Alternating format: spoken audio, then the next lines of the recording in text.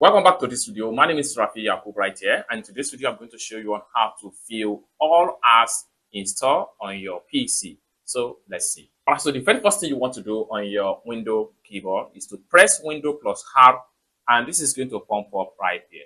Next thing you need to do is to simply come to the colon right here, click on here, and then make sure you click on Shell Apps folder, or better still, you can type in Shell column apps folder, then hit on OK, and in a few seconds it will show you all the apps that you have on your PC. So you can scroll down right here and then check on any one of them that you want to remove from your window, or you can just like what you see right here. And if I want to uninstall this particular CapCut right here, I will simply select on it, I will right click on it, and then I'll make sure I choose uninstall, or better still, I can unpin them from taskbar, or I can create a shortcut key for them for easy access. Or I can also run them as an administrator, or open new folder, or open the file location to check on some of the documents that are attached to the software.